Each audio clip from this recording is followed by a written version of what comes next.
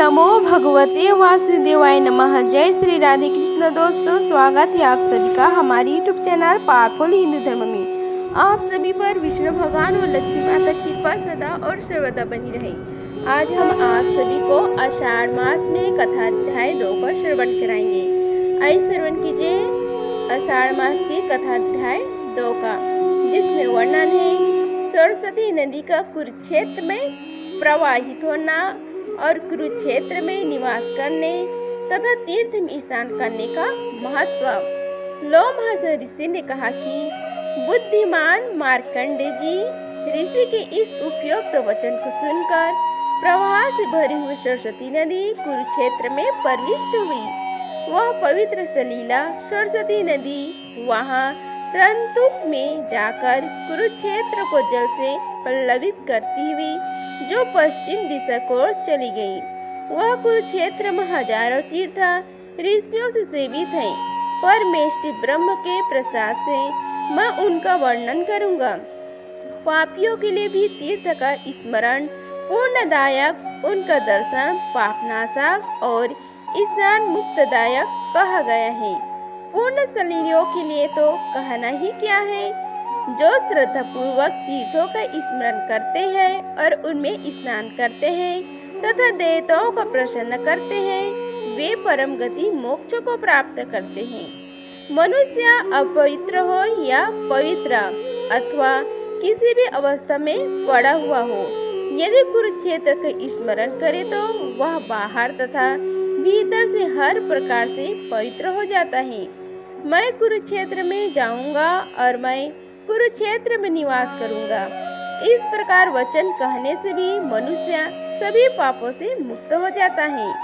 मानव के लिए ब्रह्म ज्ञान, गया में श्राद्ध, गौओं की रक्षा में मृत्यु और कुरुक्षेत्र में निवास, यह 4 प्रकार की मुक्ति कही गई है। सरस्वती और दृष्टद्वंती इन 2 देव नदियों के बीच देव निर्मित देश को ब्रह्मवर्त कहते हैं। दूर देश में स्थिर रहकर भी जो मनुष्य मैं कुरुक्षेत्र जाऊंगा, वहां निवास करूंगा, इस प्रकार निरंतर मन में संकल्प करता है या कहता है, वह भी सभी पापों से छूट जाता है। वहां सरस्वती के तट पर रहते हुए सरोवर में स्नान करने वाले मनुष्य को निश्चित ब्रह्म ज्ञान उत्पन्न हो जाता है। देवता, ऋषि और सिद्ध लोग सदा कुरु जंगल तीर्थ का सेवन करते हैं।